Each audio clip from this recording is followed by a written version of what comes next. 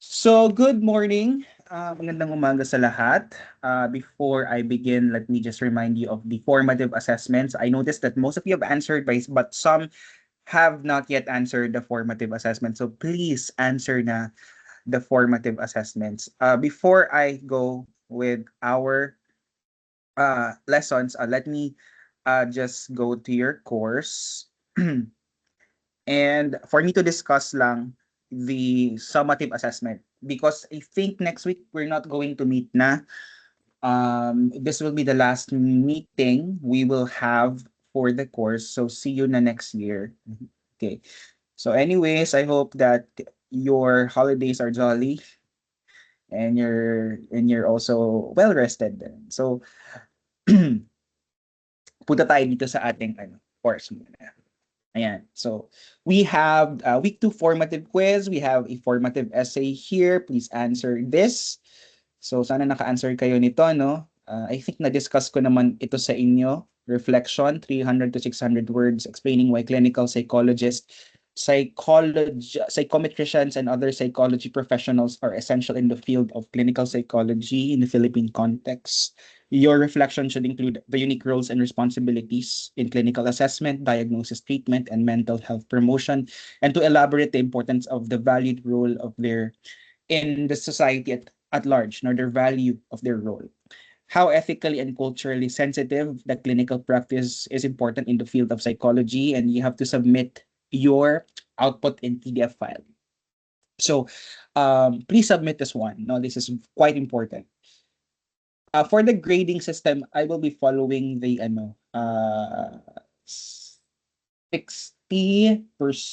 and 40%. So yeah, 60% for the summative and 40% for the formative. Yeah, 40% for the formative and 60% for the summative. Okay, well, okay, basta mag-ano lang ako, mag-update lang ako sa inyo kung ano yung ifa-follow talaga natin na grading system, but both assessments are important. Now, there is a quiz here. Answer it within the week. Formative assessment, week 4.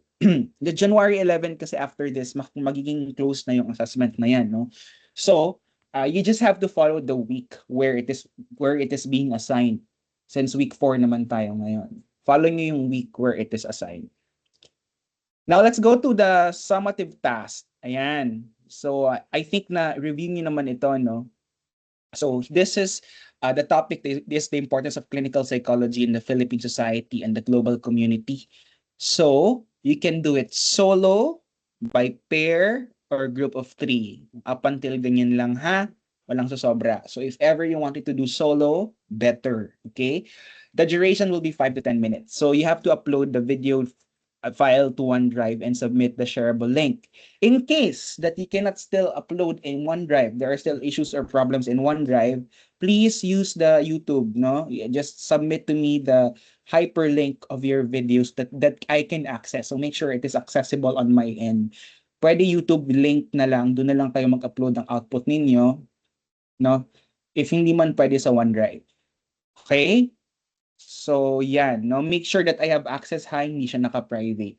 Kasi minsan, when I click, naka-private siya. So, what are the instructions, sir? So, create a video essay explaining the role and importance of clinical psychology in the Philippines and in the global society. Very general. So, your video must run for at least 5 minutes and not more than 10 minutes. Hindi ganun din kahaba, no? Make it concise, direct to the point, straightforward. Present your ideas clearly using narration, visuals, or relevant examples. So you can edit the video, you can put some visuals, you can put some images, no? Use credible sources such as psych associations, published literatures, and ethical guidelines. No? Save your video in OneDrive account and submit it a shareable view link only.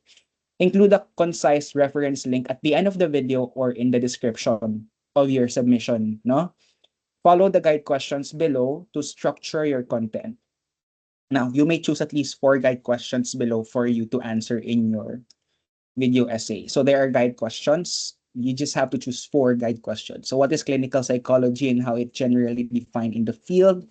Why is clinical psychology important in understanding and addressing mental health concerns? What are the major roles of clinical psychologists and how does clinical psychology contribute to the mental health care in the Philippines? So make it more yung mas in line sa ating kultura at sa ating bansa, no? What challenges or gaps exist in the Philippine context that make clinical psychology important? So, how does the field influence global mental health initiatives and scientific understanding? In what ways do Filipino clinical psychologists contribute to the society, communities, and national well-being? And what ethical principles guide clinical psychology practice and why they are crucial? Ayun.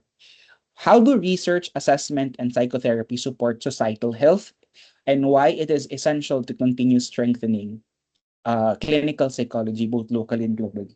So you can answer more than four guide questions, but at least four questions lang, no? Yung aking i-require sa inyo. Okay. So, ayun. So, 5 to 10 minutes. Kung lalampas kayo ng 10 minutes ng konti, okay lang. I will consider. But make sure lang na hindi ganun din sobrang haba. Like 20 minutes talaga, ganyan. So, kahit na umabot kayo ng 15, I will still accept. Kasi feeling ko naman na gusto nyo ng mas mahabang oras para mas ma-explain pa elaborately. No? So, make every second count. So, for the rubric for grading, ito, no? This will be worth 50 points. Again, submit the hyperlink of your video output in OneDrive or YouTube. Ayan. So, the deadline will be on January 11. Ayan. So, may oras pa kayo, no? Now, do you have questions before I move on from this? Questions? Para ma-address ko na, no? Wala na mag-message sa akin about this, about issues or ano. Para lang din ma-address din for the common knowledge of everyone.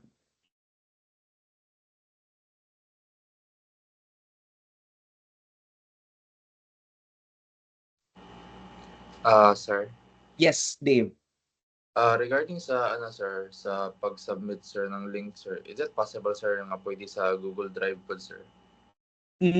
Pwede rin naman. Basta make sure lang din na sa Google Drive kasi minsan naka-private masyado, no? Basta yung privacy lang niya is shared for everyone or kung sinong may link maka-access. Pwede rin naman, Dave, no? Make sure lang na may access ako, na you can Okay give sir. me access. Ayun. Okay sir. Thank you sir. Yeah, magsabi man ako sa inyo if hindi ko makita yung video. Ayan. So, kikilatisin ko kasi talaga yung videos ninyo. Okay. Other questions? In case lang may problem sa OneDrive ha, pero yung generic natin, OneDrive talaga. Save, I mean, you have to share yung for everyone, no? Share niyo yung link na for everyone. Na naka-hyperlink na ha, para click-click na lang ako. Sige. Other questions? Video essay ito ha, hindi ito ano ha. Kailangan makita kayo sa video. Yun pala. You should be seen on the video. Yun ha, requirement yun ha. You should be seen in the video. Sige, para sure na lang. No? Okay, you should be seen on the video. Other questions? Sige na, baka may mga questions pa kayo.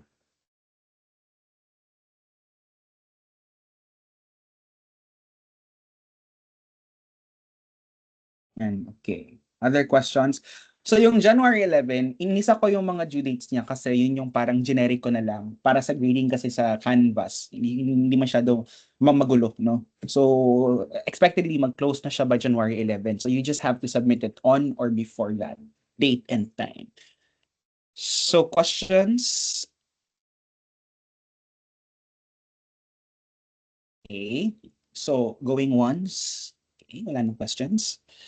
Sige, start na tayo with our discussions. Ayun. So, magandang umaga sa lahat, no?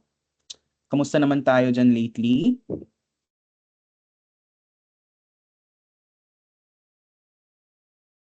I hope na okay kayo, no? Sana nakapag-rest kayo sa weekend natin. Uh-huh. Okay. wait lang. Saan ba yung ating PPTs? Ayan. Ayan. Okay. Okay, sige. From 1 to 10, how are you so far, no? 10 the highest, most optimal ninyo. 1 naman ang pinaka-lowest. Chat niyo siya sa chat box. Ako nasa ano ako. I think nasa 7 ako ngayon. How about kayo? Kamusta ang well-being natin? Wellness check lang. Chat niyo siya sa chat box. 7 may 8. Okay, okay na yung 8, no? Okay rin ang 7. Sige, how about the others? May 4 ba? May mga umaabot ba ng 4 or 3? May 8, may 10, may 8. Okay, may 7 din. Okay, that's good. Okay. At least, nandito pa tayo sa borderline, no? Borderline give ba? Ayan, 7, 7, 7. Yeah, parehas tayo 7, no? Siguro dahil matraffic, no? At saka maraming ganap sa labas. May mga parties at kayo dyan, no? Okay, again, advance Merry Christmas to everyone and Happy New Year. So 2026, sana magkaroon kayo ng mga plans of what you want to continue in 2026, what do you want to change in 2026, what do you want to avoid, and what do you want to do in 2026. So yung apat na yun ba, no? Gawin niyo siya ng parang grade ba? What I want to do, what do I want to change, what do I want to continue, and what do I want to avoid. Yung apat na yun. So at least may plan kayo. You don't have to wait for 2026 for these resolutions to happen. You had to work on it, an inner work ba for character development ninyo as a person. So let's go to lesson 4. Medyo maigsi lang ito, no? Multicultural competence. Self-awareness, knowledge of our cultural backgrounds, cultural skills and interventions, awareness of the socio-political context. Mahalaga rin na culturally fit tayo kapag nagbibigay tayo ng assessments and therapy. So, si Pomeranz, he emphasizes in his book that multicultural competence is no longer optional in clinical psychology. Kumbaga, it's necessary and required. It is an ethical requirement and a key indicator of professional effectiveness. Why? Why? In your own words, why do you think it's important for us to be multicultural competent in the practice? Sige daw. Why is it important for psych professionals to be multicultural effective? Yan. Yes, Dave, you're raising your hand. I believe, sir, it is important to have this, ano, to be multicultural in the field of psychology, or especially in clinical psychology, because one shoe doesn't really fit all, sir. So, like, even though we have the theories and concepts of psychology, most of them are based from Western standards and Western principles. They come from weird countries. They're westernized, they're industrialized, rich, and developed countries. So that is why it's really important to have a multicultural competence or multicultural aspect that would really be pushed in terms of trying to understand certain individuals, sir. Yeah. Yes, thank you for that, Dave. Mahalaga, no? Kasi nga, nagbibigay tayo ng service eh. And yung service na to, most importantly, kailangan din ma-offer natin yung best quality of care. And that requires for us to understand their backgrounds and culture. They cannot relate if, of course, masyado tayong stiff sa ating methods, no? Are there any others who would like to answer and add into that? Meron bang gustong mag-add dun sa sagot na yon? Bakit mahalaga maging culturally competent, no? Hindi lang competent ha, multicultural competent. May mga gusto mag-add. Mahalaga siya rin, no? Because understanding yung socio-cultural identities ng mga clients ninyo, no? Well, personally, sa akin sa practice, naintindihan ko siya no, when I encounter several clients. Naka-encounter ako ng Americans, Australians. No? Iba rin yung kultura nila. Very straightforward silang magsalita. Kind of expressive and open into different things and matters. Very upfront ang Western. Filipinos kasi are quite conservative by nature. Kumbaga may mga sinasabi sila na hindi masyadong sakto, very reserved yung iba, no? Medyo mahiyain. Pero kapag pinagsalita mo yung isang Amerikano, Australian, Swiss, or kung anong client niya, no? Hindi ako nahihirapan kasi nga masyadong madali ang pag-pick up ko ng information nila. Yun yung observation ko, ha? Yun yung observation ko. Though, meron ding awkwardness kasi syempre, I'm a Filipino, but of course, you have to be flexible. Kumbaga, medyo nahihiya ka pa. Ay, Amerikano tong client ko, no? So, ano kayang kailangan kong sabihin? So, mahalaga din yung lingual, yung ating fluency sa pagsasalita ng English. Kasi ito yung magiging ano natin, daan natin para ma-converse natin, magkaroon tayo ng maayos na service sa foreign clients. For Filipinos naman, nadadalian ako minsan kasi parang kapwa Pinoy, 'di ba? So, for me, parang homey, ganyan. Yun yung experience ko or yung feeling ko. Pero nahihirapan ako for some clients kasi nga, ano rin, malalalim na Bisaya, no? Malalalim masyado sila magsalita at minsan mahiyain. So, may mga clients din ako na hindi marunong magbasa at hindi ganun ka marunong magsulat. Yung no read or write ba?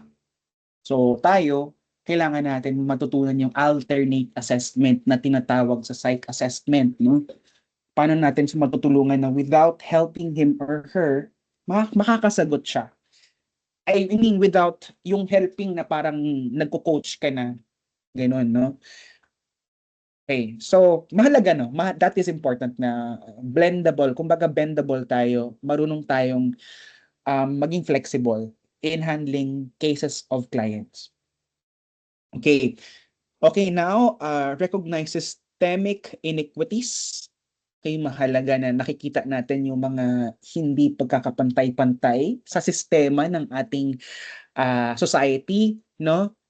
At okay lang, no? Mag-bend tayo. Minsan pag medyo matanda na yung aking client, mga 60, ang tawag ko sa kanya, Tay. Tay, sige Tay, no? Take that assessment, Tay, ha? Mag-answer ta karon, no? Okay ra ba ka, Tay? Ingana, no? So, ingana, kumbaga, learn mo on how you can manage your client na dili na sila maulaw sa imuha, maka-feed sila na they are at home to you, no? And most of my clients kasi mas tiguang sa kuha. So ingana gyud, no, kabalo ka mo bend sa imuhang character ba, sa imuhang personality ba kapag mo handle mo client, no? And adapt interventions to be culturally responsive, no? Yeah, important ang culture, kabalo ka kung unsa ang ilahang ginabuhat.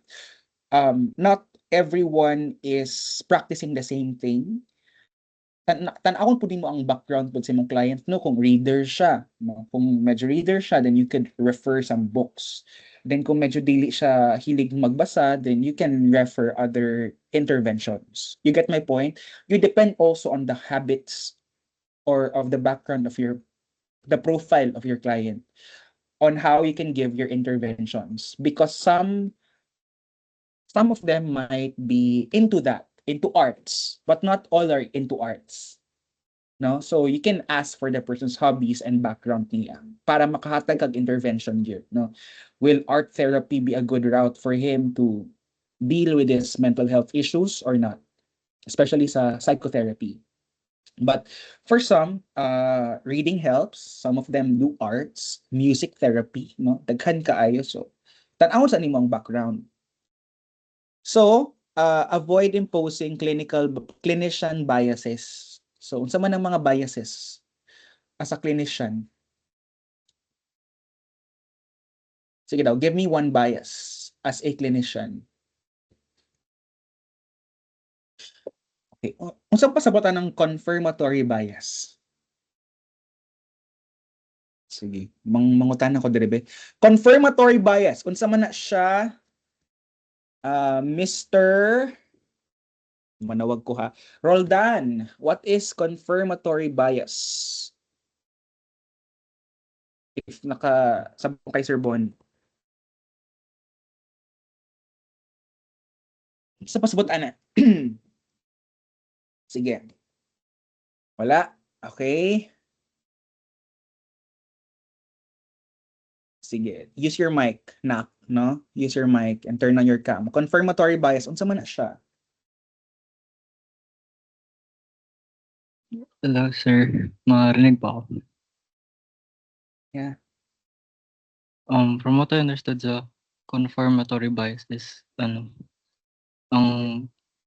parang natay predisposition or beliefs na parang gina-apply na to sa tao. Pero ang pero di gud siya ang case. Like for example, um, Mhm. na kay makita na parang negative na naka-stigma ba around a certain group of people. Mhm. Tapos na kay makita na ginabuhat yun na nila. So Orag na makita na action na gibuhat nila na naga-confirm sa imong bias against them. For example, Mhm. predisposed against them, which Mhm. is not entirely the case or not naga-reflect sa whole population. That's what I Mhm. understood from confirmatory bias, sir.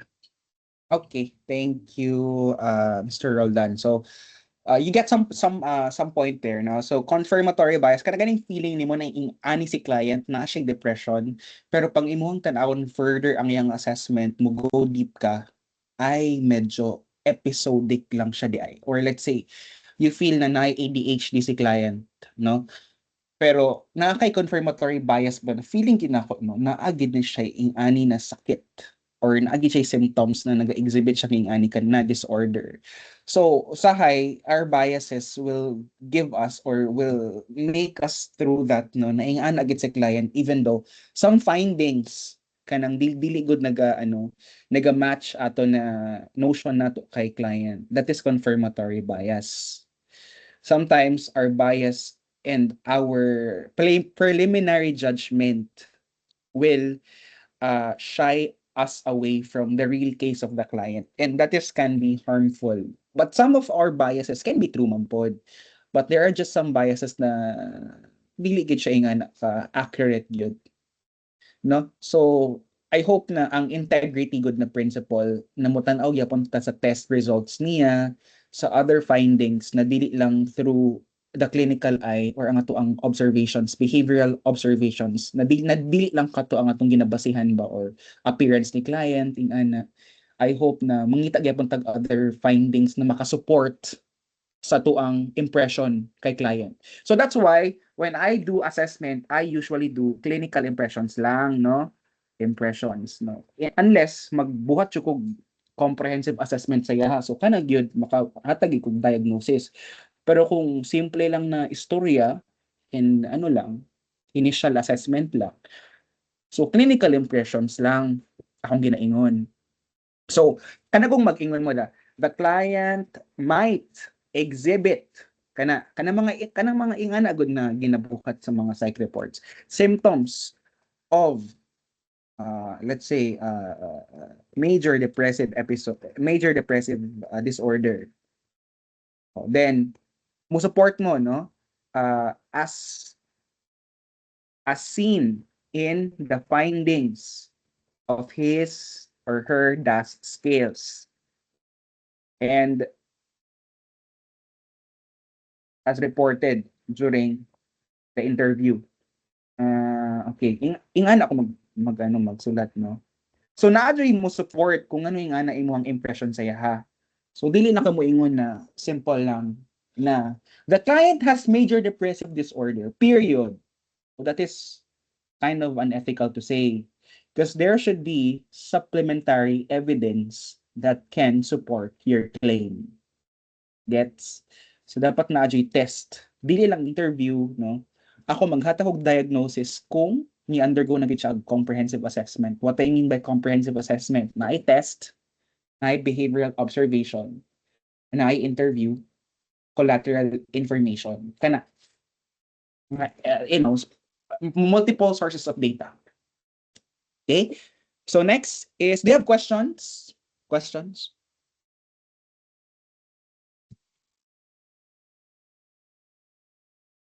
Okay. Avoiding clinician biases, no?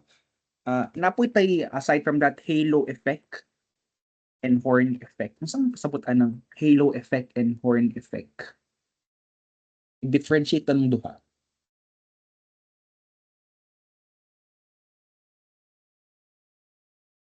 halo effect is kanang feeling nimo na butan kay si client, no? Prim and proper kay siya, no? Honestly, as human beings, naman jud ting mga biases na likable si client ba in our eyes. And we cannot deny that, but we just have to recognize ba ay murag na ana ko'y bias ani, no? Ako asang tan-awon sa gyud kung unsa gid ang behavior ni client. So usually pag kanang medyo ano ta ma-attract ta physically sa atong client ing ana, usually natay mga ing ana na mga biases ba. So just recognize kung naano mo yung mga ing ana na mga thinking. So halo effect is more of ginatanaw nato si client as both kaayo.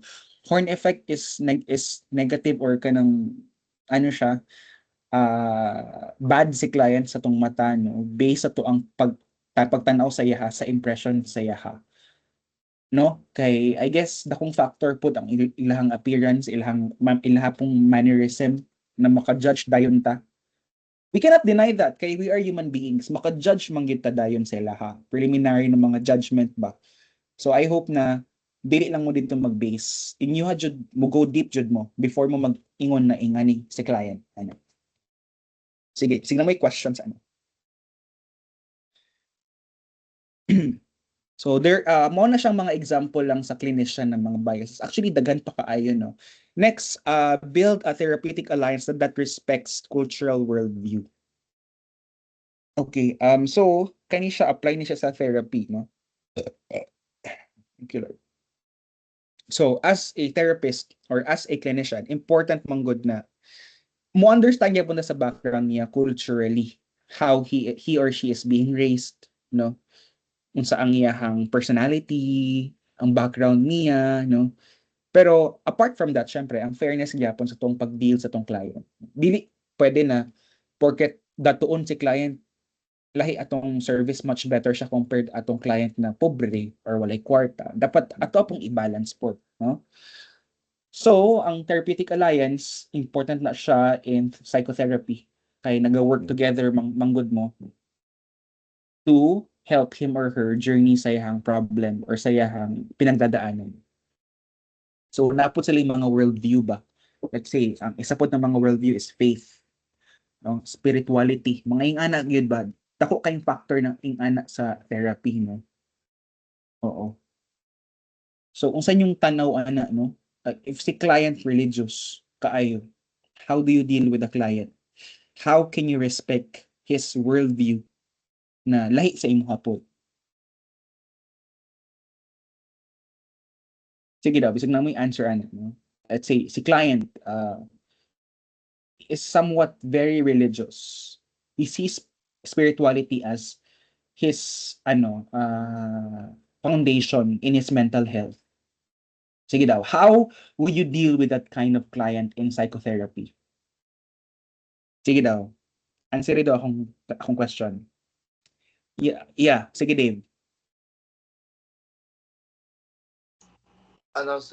Personally, sir, personally, I'm not that quite religious, sir, pero I think I can find ways to although I've read or skim parts of the Bible, I guess one way to really do it, sir, is if the person is very religious, then I guess we can take some parables from the Bible and try to really make them understand in their own environment or in their own field, which makes them which is also part of their, or as you said kanina, sir, their foundation, and make it as a way for themselves to cope with the struggles they have, but at the same time, inserting certain aspects of psychology to make them understand much to make them understand what they are currently dealing with. Mhm. Okay. Thank you for that, Dave, no? I can see na gusto nimo siya i-balance, no, between their worldview towards their religion and at the same time being objective. Kinaay duha nag-raise. Yes, Felicity, no? Yes, Felicity. Um, I think, sir, personally, from our past ventures on psych assessment and currently on current issues, I think to be able to deal with a conservative client, bitaw, sir, is like we have this two variables, man, sir, which is subjective and objective.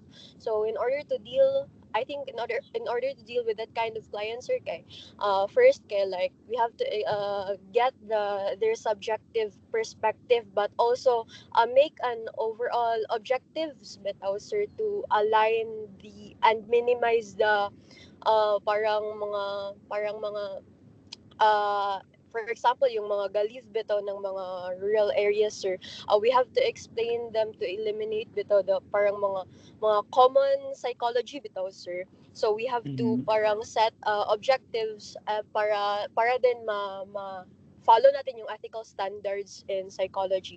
And I think yun din yung gisabi ni Dave, sir, na we have to integrate yung mga understanding bitaw nila, sir, to some Mhm. aspects of psychology para in order for them to better grasp the idea or knowledge about it. Mhm, mhm. Thank you for that, Felicity, 'no.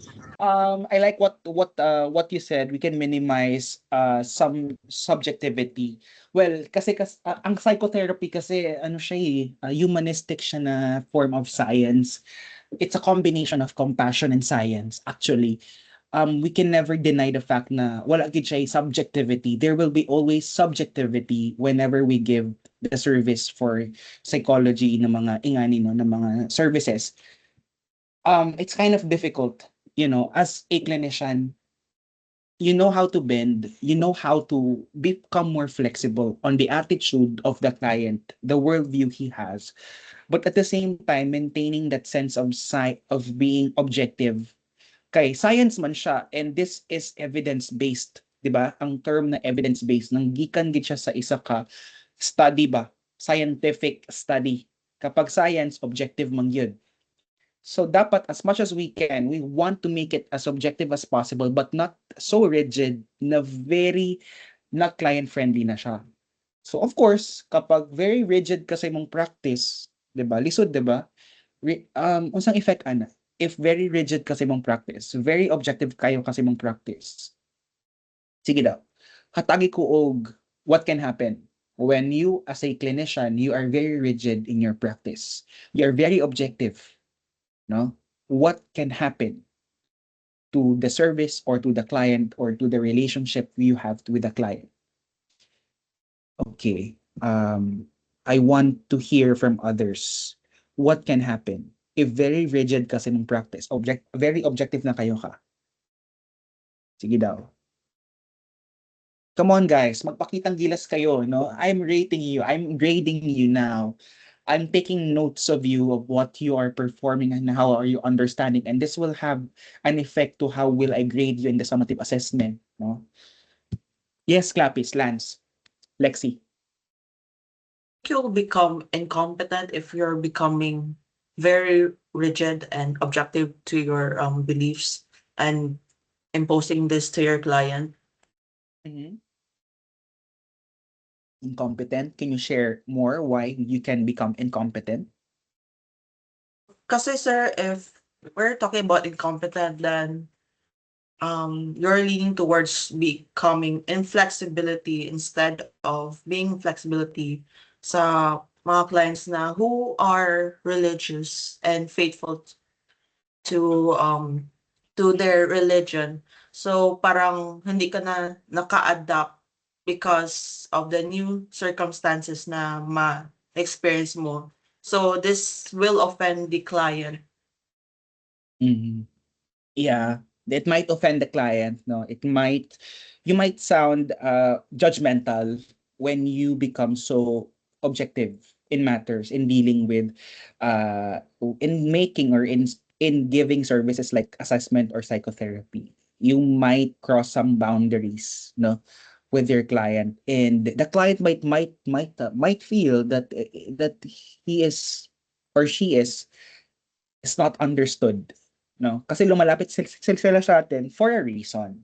They come to us for a reason. And if we're becoming very rigid on how we do the practice, then more so they will feel that they are being judged or they are not understood. And dili na, ang ano ana, ang effect ana is dili na sila mo balik sa atua, no? So next, APA and PAP, American Psychological Association and Philippine Association of the Philippines, both identify the cultural competence as a core ethical responsibility, especially in diverse societies like the Philippines, where identity, religion, family, and community exert strong influence. So psychologists must work to reduce systemic barriers and discrimination. So very core gid siya globally and nationally core jud ang cultural competence. Because we are dealing with different clients. We are dealing with different identities. You will be having clients that will also test your beliefs. I have a lot of clients, no? Daghan na kay ko clients po, lahi-lahi ilang beliefs, very religious. Some are members of the LGBT. Some are very rigid in their political views. And you should be open sa ingana, no? You should be open in their belief system because our reality is very subjective to our perception. That's why being open to these experiences will help you in the practice. Kay dili tanan parehas na to og huna-huna. Lahi-lahi po to huna-huna ang others. And that is their reality. We cannot force or indict how we view their situations. We can only help them on the process of them understanding of what happened to them and how we can make it come into the light for them to understand better themselves. So, dili ta maka-judge ba na ingani gid si client, ingani si client. Kay tanan, even imuhang perception kay lahi gyud. So, our reality is colored manggod by our view in our life, no? So, ana. So, we have to respect also their realities, their subjective perceptions. 'Di ba? Natong lesson nato kay George Kelly, we have corollaries, 'di ba? How we view also their perceptions, no? Kana kay Adler pod, 'di ba? Subjective perceptions, 'di ba, no? So wala jud term na objective reality, in other words. So makakita ka mo kag Japan, no, or Thailand, lahi ilang way of living. That's the reality. Ikaw as a Filipino, lahi pud imong way of living. That is your reality. So if mag-travel mo, no, nice siya na investment kay maka-encounter jud mo lain-lain na mga realities. Okay? So, dapat as psych professionals, open ta, no, sa different cultures, way of living, sa ilang perceptions in life. So, cultural impact on mental health. How symptoms are expressed. Yes, Dave? Yes, Dave? Ano sir, question sir, like how do you handle certain clients sir nga, let's say sir na a child is suffering from or like is clinically diagnosed with ano sir, depression tapos na ang parents sir, so like very religious sila sir, like how do you address, like mingon sila nga basin kulang ra siya pag-ampo sir, or like nga na sir ba? Okay, good question. Okay, of course, I would be objective about that. Okay, I will explain. Sir, ma'am, this is just to tell you, no, because depression can be biological. Depression is an illness that is occurring in our society. For some people, there are imbalances that can happen. When they grow up, there are neural pathways that are being, developed and are being grown. That's why manggawa siya kapag mo tiguang ng isa ka tao. Okay? As the child grows up, na mga bagong neural pathways. With this neural pathways pod, that pathways will lead also to them experiencing imbalances in their neurotransmitters and hormones. 'Di ba?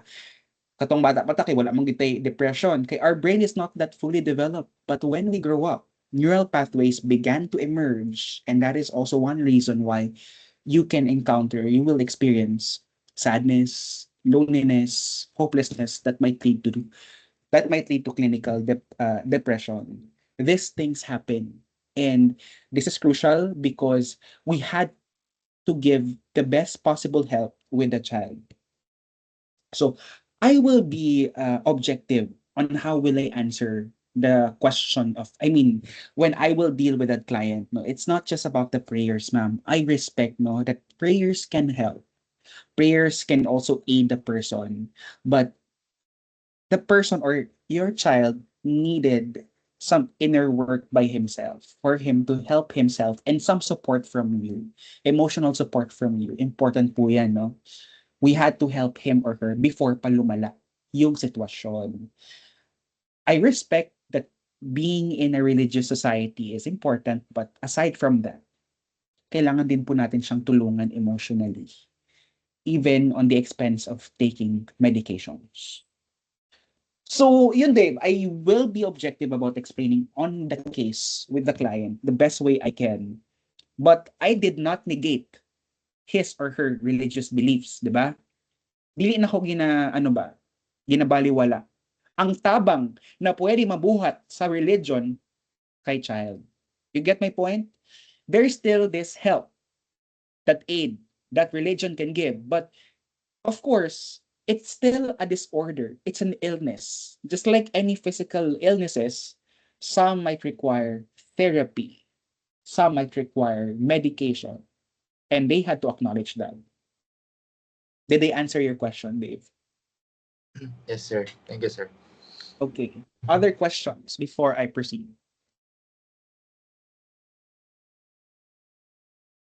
Okay, let's go to cultural impact on mental health. So how symptoms are expressed, individualistic versus collectivist. So in understanding the self, no, we known or discovered individualistic versus collectivist. Some like us, no, Filipinos, tayo marunong tayong makipag-interact or yung damayan, no, nakikipagdamayan tayo sa ibang tao kapag may mga problema sila. Nag-share tayo. Okay, sa ibang mga kaibigan natin. For some naman individualistic, kumbaga solo-solo, no? Hindi ganoon ka-open sila mag-share sa ibang tao. They live by themselves. Unlike us, we want to live together. Kumbaga, family is love, 'di ba? Family together, no? Kumbaga, even now in my age right now, 30 ako, I still live with my parents.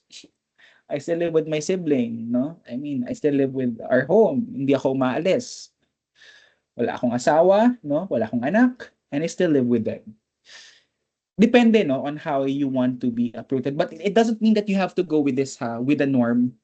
Let's say Filipino ka, pero kailangan maging, collectivist ka. You still can become individualistic. Next, yeah. So how symptoms are expressed. Now, family expectations should be tough, stable all the time.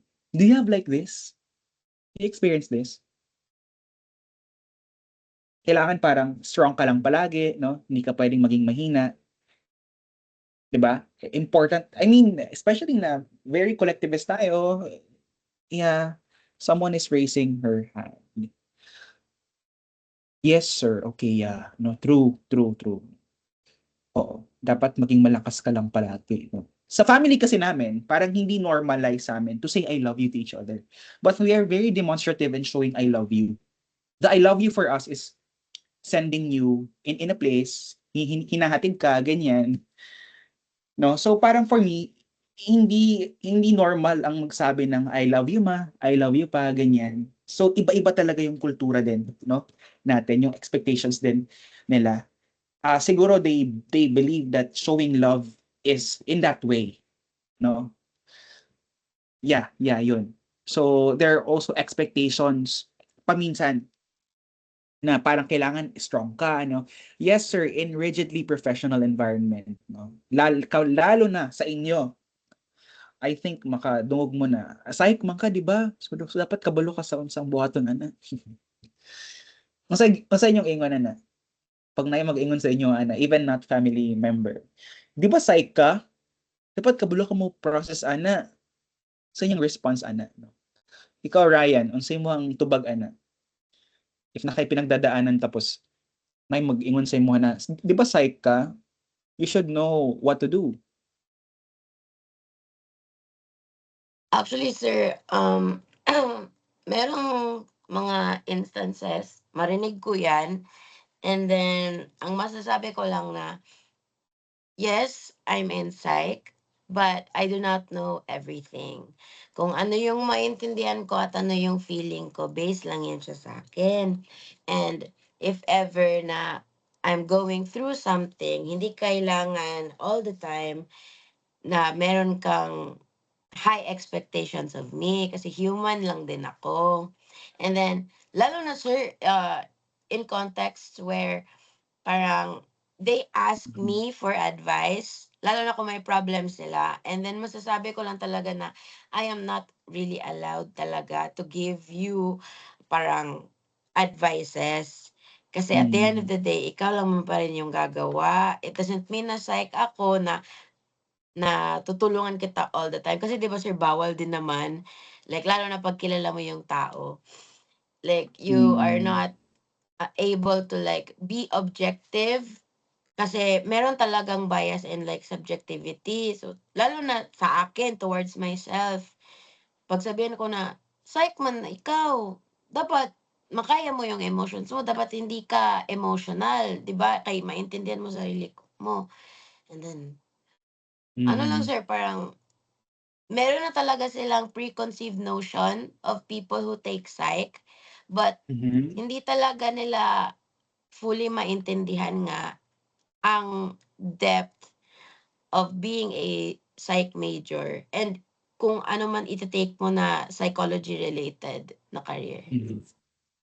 Thank you, Ryan, no, for that. Yes, Blessa, you're raising your hand.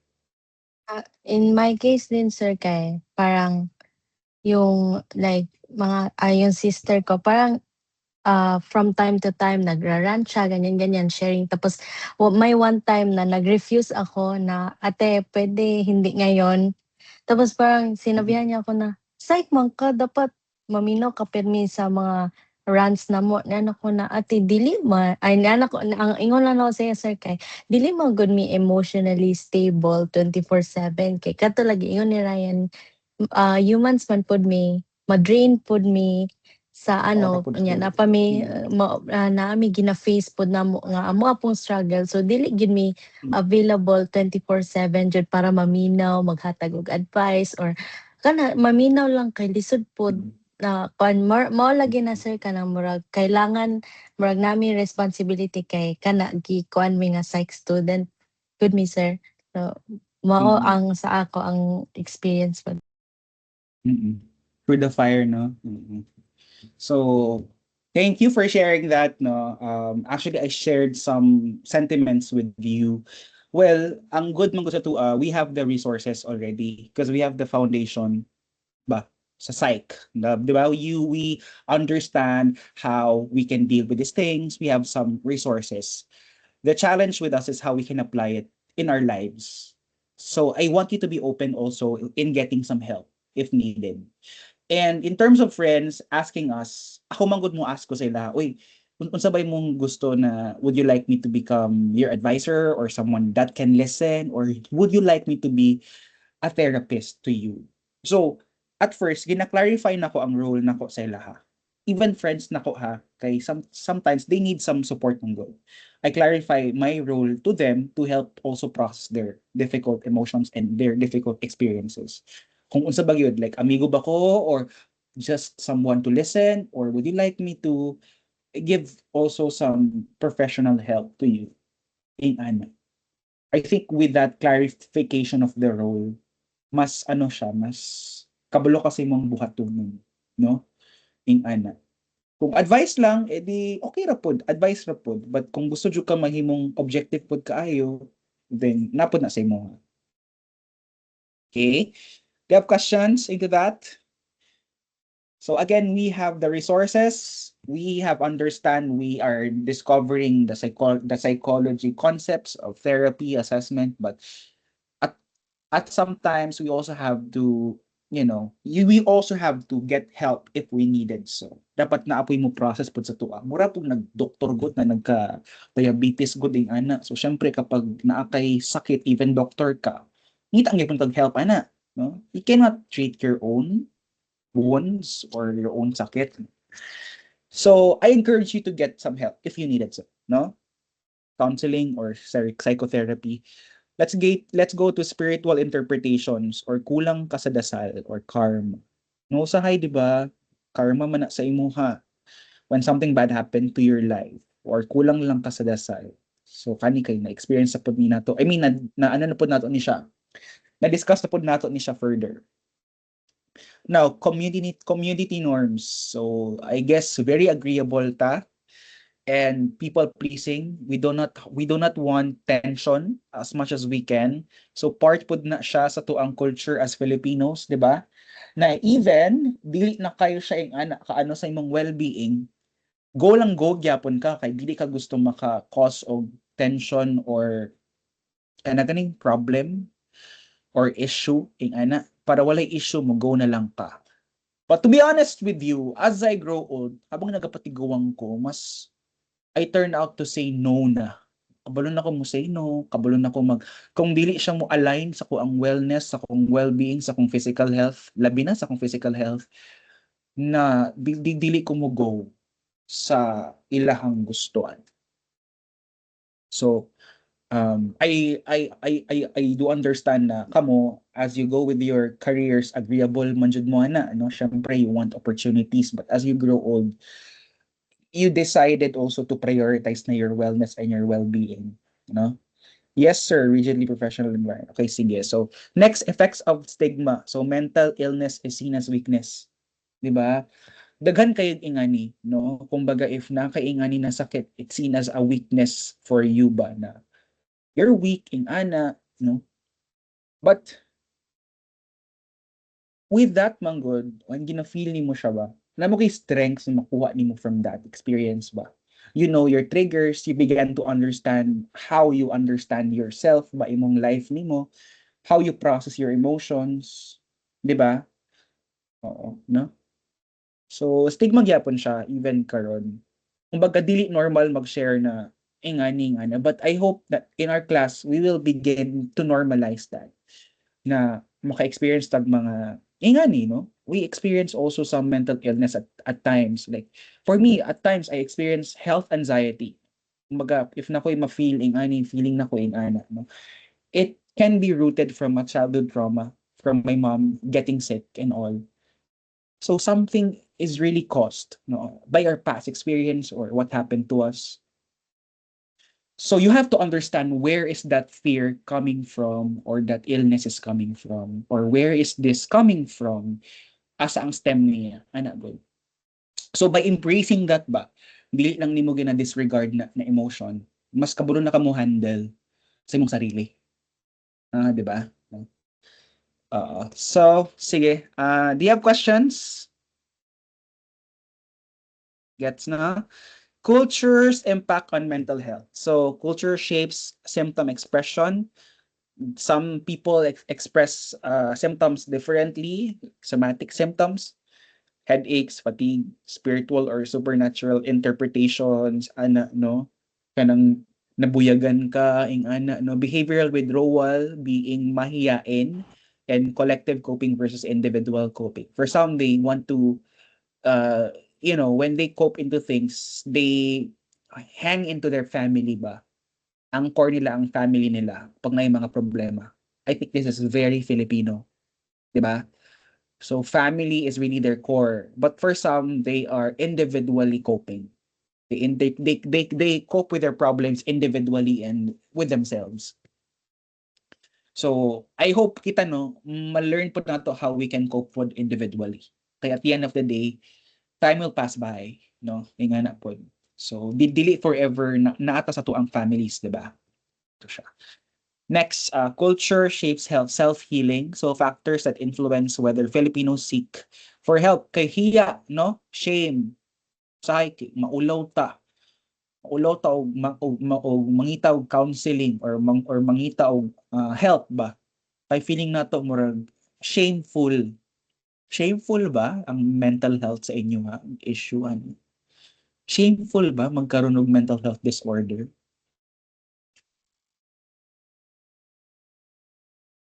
Sige daw, hatagid ako answer gid ninyo class. Kanang kanang authentic ha, kanang gikan gid sa inyong heart ba? Shameful ba magka mental health illness or dili? Ano sir, personally sir, dili sir, kay it Mm. makes you, let's say, it makes you quite like brave because you are able to really overcome the stigma that Mm. that is that surrounds Mhm. mental health in, especially in the Filipino society. Mm. Kay sometimes mangod sir nga imuon na nila kuan like so buang day ka like ana himuon na ni ana sir but like overgeneralize na nila, so it's actually good nga you come forward with mental health para it it actually means that you also know yourself better and you are willing to be vulnerable and seek help from other people po sir. Mhm. Yeah. Yes. You know what? Your illness might not be your fault, but I want to tell this to you. Your healing is your responsibility. So this is your responsibility, how you can heal yourself. For you not to cut other people and become dysfunctional, for you to be able to not affect also other people. It might be your family or friends. Your healing is your responsibility. Even though what happened to you, it's not your fault. But still, kumbaga, kamo bahala. Kamo ang mo himo og way ba on how you can heal yourself spoil. So, na po na sa inyo ha. So, again, it's not shameful to acknowledge. Tama si Dave, no? Bravery siya, strength siya. Kay, na-recognize man nimo. You have that audacity ba to recognize na naade kaing ani di ay. That you feel this way at some point. You have episodes of anger, you have episodes of having bipolar tendencies or having depressive tendencies. You have recognized it. And through that, you'll be able to help yourself kay na-acknowledge man nimo. Nanay mga steps actually. Step one, no? Wala na ka naga-deny sa imong sarili. You recognize that. And with that, let's get help. You get it, no? So, aside from that, stigma around mental illness, di ba? Sa TUA, it's not very open ang therapy. If ang therapy sa TUA, murag pangbuang na siya, di ba? No? Hala, nabuang ka? Ana, kadungog jud ko ingana ba no? Nabuang namang guro ka, ngano mo kamo adto ana? 'Di ba? Usually ingana man ang kanang ginaingon, 'di ba? Pangbuang siya ingana, but to be honest, ang mental health karon sa government pod ginahatagan pod nila priority pod sa ano ha, let's say ano na, pwede na ka mag-leave if naka-experience of fatigue ingana or mental health symptom. Basta naa lang sila certificate or report na mahatag. Kato is napasa na po siya through the mental health bill na sa government employees pwede na sila mag-leave if na sila yung mga mental health issues, basta lang mugikan sila psychologist lang, 'di ba no? Sa mga wala may mga leave sa mga hala ng mga sa kabira. Anyways, so trust in faith leaders before psychologists. So, for us priests, pastors, no, kumbaga kana ang mo-solve sa imong problem, kana ingana. I'm not saying that I'm not a religious person, but I have my own relationship with God. Kana lang yun, no? I want to talk to him. I have my meetings with him. I can say right now, I seldomly attend masses, but I am praying every day. I'm still a believer of him. But dili kay ko ingana ka consistently gid na nag-attend gid og masses, no? So that's my own belief, no? So kato siya. So mao na siya, no, mas motuo pag pastor even though na kay mental health ng mga symptoms. Kay for me man good, faith is an aid. But for some cases it requires professional help. And that's where our practice comes in. Okay. Next, culture shapes treatment expectations. Clients may expect directive therapist. So man akong buhaton dapat, ingani, ingana, what should I do? Ingana, ingana. So very authority focus siya ba? Inclusion of family members. Usahay, mo apil gid si mama ug si papa pag may problem ang ilahang anak na teenager. Some clients expect na ang therapist ang magbuot, but it doesn't work that way. We're just a conduit. Therapists are just a conduit on how we can show light to them on how they can direct their lives. You get what I'm saying, no? Sila gyapon ang naay final decision sa ilang life, sa ilang judgment nila sa ilang life, sa ilang life. Atong role lang kay mura lang ta guide ba, conduit lang ta sa ilaha on how they can make sense of what's happening to them and for them to make decisions. One fundamental core concept of sa ganito na therapy gani of I forgot SFBT ata to. Lagi na kasi dili kay siya maggamit. Well, one fundamental core concept of a therapeutic approach is we had to encourage them for them to make decisions of their own life. Nakabulo sila ba sa ilahang buhatunon for them to take charge in their life. Kay for some people who have mental illness, discouraged man gud sila. Discouraged sila ba na magsikog help? Kumbaga, dili na sila kabalo, confused na gid sila. So nagapangita sila answer sa mga therapist. But it doesn't go that way. Therapy don't work that way. You as a client, you should discover it on your own through the help of a therapist. Do you understand it? No? Okay, no? Spiritual discussions, cultural, familiar examples. So, mo na siya. Okay? Do you have questions with this? Sige. Let's go to Philippine socio-cultural influences, no? So, pasadahan na lang na ako ni. The kapwa, concept siya sa PhilPsych, no? Hiya, the shame, utang na loob, pakikiramdam, religiosity and spirituality of us Filipinos, and the common Filipino stressors like poverty, problema sa kwarta, mo ginausay mga root problems kit sa mga clients na ako. Problema sa kwarta, OFW family separations, ma-homesick sila. So nakoy client ba na nasa karon sa Germany, nya na homesick man siya. Nya naka-feel siya og mga depressive na mga episodes nga na. So naman siya dito na country and kato ang young sister gina-refer na siya sa ako kay moral dugay na gud ni siya na problem niya nga na maka-feel siya depression gyud tungod na separate siya sa iyang family. Now disaster exposure kanino earthquakes, typhoons kana no, kaya nauso pod ang PFA. Community violence kani no, naay nagrally, naay gera, police na violence, and social-political stressors. Kaning mag-away-away lagi about aning mga political something, di ba? I'm not a political person. Actually, I don't vote. I don't practice my, wala dyan ko nag-vote ever since the world began. Because I really think that FU na kayo ang ato ang political system. For me, so personally, I don't vote right now. But for some stressor man gud ang away usahay ang conflict sa ato ang politics usahay kay grabe na gud, di ba? So mo ni usahay ang mga problems no kung ano ta naga-seek og help.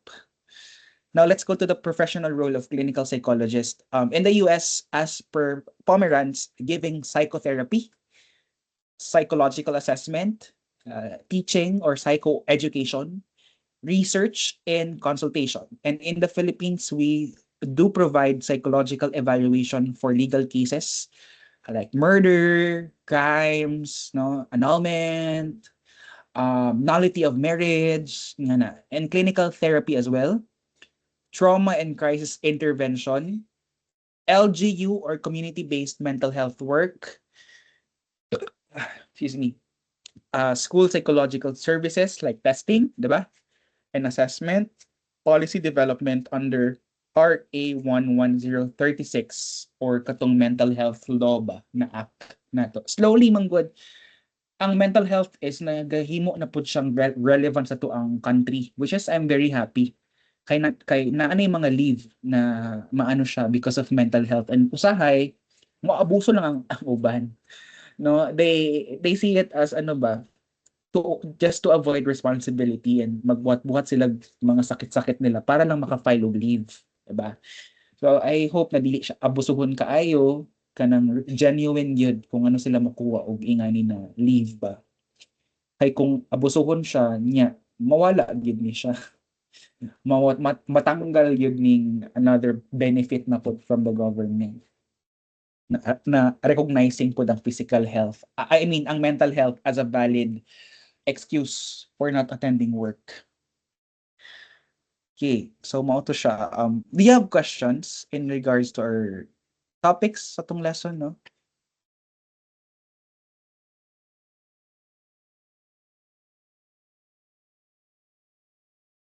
Sige, some key takeaways na lang. You have some takeaways, what you have learned from our class, what you have understand and what you have discovered.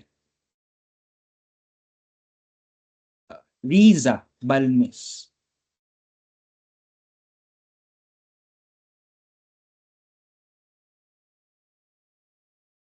Sige, good. Okay. Brain, sig na kay takeaway Hello po, lang. sir. Takeaway or learning nimo, realizations from what we have discussed.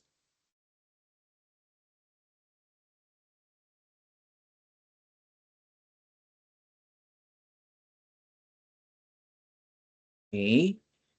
Sige. Okay. Sige. So, are there any questions or final words ninyo before we will end the class? Do you have any final words?